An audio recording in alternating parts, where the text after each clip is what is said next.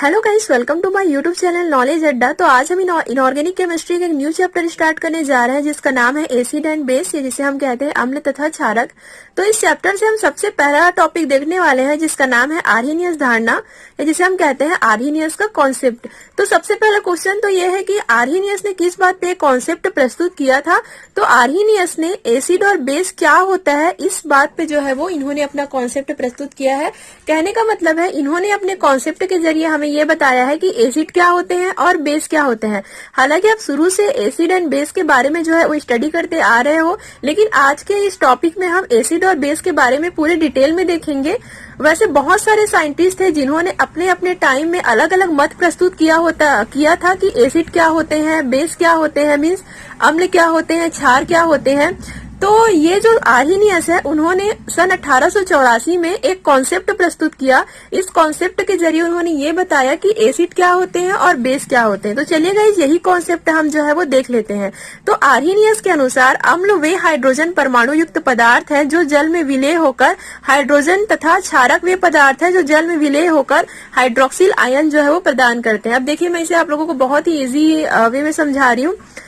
Arrhenius ने ये बताया था कि अगर हम किसी एसिड को या फिर किसी पदार्थ को जब पानी में डालते हैं, या फिर अम्ल को जब पानी में हम डालते हैं, तो उसे पानी में डालने के बाद वो H+ आयन देते हैं। जैसे कि यहाँ पे कहा गया है अम्ल वे हाइड्रोजन परमाणु युक्त पदार्थ है जो जल में विलय होकर, मतलब पानी में घुल करके हाइड्रोजन आयन जो है वो देते हैं। और क्षारक वे होते हैं, मतलब जो बेस है वो वे पदार्थ होते हैं जिसे अगर हम पानी में घोलते हैं या जल में विलय करते हैं तो वो हमें हाइड्रोक्सिल आयन, मतलब OH- आयन जो है वो प्रदान करते हैं। तो यही चीज को हम जो है वो यहाँ पे रिएक्शन में देख लेते हैं। एग्जाम्पल में मान लीजिए HCl एक एसिड है, तो चलिए HCl को हम जल में विलय करते हैं। तो अगर हम HCl को जल में विलय करते हैं, H2O के प्रेजेंस में यहाँ पे देख रहे हो, तो ये जो HCl है वो H+ और Cl- आयन में जो है वो विभक्त हो जाते हैं। तो यहाँ पे ये प्रूव होता है कि ये जो HCl है वो एसिड है। आर्हेनियस के अनुसार HCl एसिड है क्योंकि यहाँ पे जो HCl है वो जलीय विलयन के उपस्थिति में H+ आयन जो है वो दे रहे हैं। क्लियर हुआ। और NaOH जो है वो एक बेस है। आर्हेनियस के कॉन्सेप्ट के अनुसार ये जो आपका NaOH है वो एक प्रकार का बेस है, क्योंकि ये जो NaOH है वो जलीय विलयन के प्रेजेंट में Na+ और OH- आयन दे रहे हैं, मतलब OH- हाइड्रोक्सिल आयन जो है वो यहाँ पे दे रहे हैं। तो क्लियर हुआ। आर्हेनियस के सिद्धांत के अनुसार उन्होंने क्या कहा था कि अम्ल वे पदार्थ होते हैं जो कि जलीय विलयन में H+ आयन देते हैं, और बेस वो पदार्थ होते हैं या क्षारक वे पदार्थ होते हैं जो जलीय विलयन में OH- आयन देते हैं। तो यही है आपका आर्हेनियस का कॉन्सेप्ट। एक बार और देख लीजिए इसका डेफिनेशन। अम्ल वे हाइड्रोजन परमाणु युक्त पदार्थ हैं जो जल में विलय होकर H+ आयन देते हैं, मतलब हाइड्रोजन आयन देते हैं, और क्षारक या बेस वे पदार्थ होते हैं जो जल में विलय होकर OH- आयन देते हैं, मतलब हाइड्रोक्सिल आयन देते हैं। तो ये तो था आर्हेनियस के कॉन्सेप्ट के अकॉर्डिंग। तो चलिए हम आगे देख लेते हैं। अब हम क्या करते हैं, ये तो हमें पता चल गया कि HCl जो है वो एक एसिड है और NaOH जो है वो एक बेस है। अब हम क्या करेंगे, HCl और NaOH को आपस में रिएक्शन कराते हैं। कहने का मतलब है कि हम एसिड और बेस को आपस में रिएक्शन कराएंगे। तो क्या होगा इस अगर हम एसिड और बेस को आपस में रिएक्शन करा दें। तो चलिए कराते हैं हम लोग। HCl हम लोगों ने यहाँ पे लिया हुआ है जो कि एक प्रकार का अम्ल है, एसिड है, और NaOH लिया हुआ है जो कि प्रकार का बेस है, मतलब क्षारक है। अब जब हम दोनों को आपस में रिएक्शन कराते हैं तो ये जो Na है और Cl के साथ आकर के NaCl जो है वो एक प्रकार का सॉल्ट बना लेते हैं जिसे हम लवण कहते हैं, और ये जो आपका H+ आयन है और OH- आयन है ये आपस में कनेक्ट होकर H2O बना लेते हैं, वाटर बना लेते हैं। तो यहाँ पे ये हमें जानने को मिला कि जब हम एसिड और बेस को आपस में मिलाते हैं तो वो जो है वो लवण, मतलब सॉल्ट और वाटर हमें जो है वो देते हैं। तो चलिए देखते हैं। अम्ल एवं क्षारक आपस में क्रिया करके लवण एवं जल बनाते हैं, इसे उदासीनीकरण की क्रिया कहते हैं। तो ये जो आपका प्रोसेस हुआ है उसे हम उदासीनीकरण की क्रिया कहते हैं। मतलब उदासीनीकरण मतलब होता है न्यूट्रलाइजेशन। तो जब हम एसिड और बेस को आपस में रिएक्शन कराते हैं जिसके बाद हमें सॉल्ट मिलता है और वाटर मिलता है, तो ये एसिड और बेस को जो मिलाने की क्रिया है और जिसके बाद हमें वाटर मिलता है, तो ये पूरा प्रोसेस आपका उदासीनीकरण की क्रिया कहलाता है। क्लियर हुआ। अब क्या होगा, जब हम ये रिएक्शन कराएंगे तो यहाँ से उष्मा उत्सर्जित होगा, मतलब हीट यहाँ से रिलीज होगा, तो इसी उष्मा को हम जो है वो उदासीनीकरण की उष्मा कहेंगे, मतलब हीट ऑफ न्यूट्रलाइजेशन कहेंगे। तो ये सब है आर्हीनियस का कॉन्सेप्ट। तो इसका डेफिनेशन एक बार आप देख लीजिए। आर्हीनियस के अनुसार एसिड वे पदार्थ होते हैं जो जल में विलय होने पर H+ आयन देते हैं, और बेस वे पदार्थ होते हैं जो जल में विलय होकर OH- आयन देते हैं। और जब हम एसिड और बेस को मिलाते हैं तो ये जो है वो लवण और जल बनाते हैं, और ये जो क्रिया है वो उदासीनीकरण की क्रिया कहलाती है। और इस क्रिया के फलस्वरूप जो उष्मा उत्सर्जित होता है उसे उदासीनीकरण की उष्मा या हीट ऑफ न्यूट्रलाइजेशन कहते हैं। तो क्लियर हुआ गाइस आपका ये। आर्हीनियस के सिद्धांत के अनुसार हमें ये तो पता चल गया कि एसिड क्या होता है और बेस क्या होता है, लेकिन केवल इतना ही नहीं है।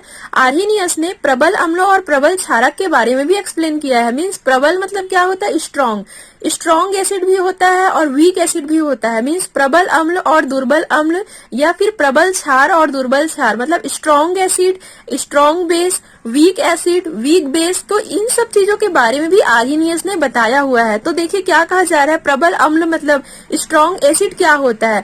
आर्हीनियस के अनुसार वे सभी अम्ल प्रबल अम्ल है जो जलीय माध्यम में लगभग पूर्णतः आयनित होकर H+ आयन देते हैं। तो देखिए आर्हीनियस ने ये कहा था कि अम्ल वे पदार्थ होते हैं जो जल में विलय होकर H+ आयन देते हैं, ये तो आपको पता है। लेकिन यहाँ पे एक वर्ड आया है प्रबल अम्ल।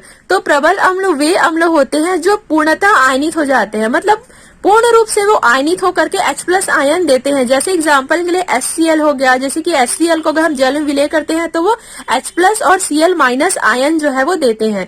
तो मतलब ये पूर्णतः आयनित हो चुके हैं। आयनित होना मतलब क्या होता है, आयनों में विभक्त हो जाना। उसी प्रकार HNO3, H2SO4 ये सभी जो है वो प्रबल अम्ल है, स्ट्रॉन्ग एसिड है। अब हम देखते हैं प्रबल क्षारक, जिसे हम कहते हैं स्ट्रॉन्ग बेस। प्रबल क्षारक जलीय विलयन में लगभग पूर्णतः आयनित होकर OH- आयन लगभग प्रदान करते हैं।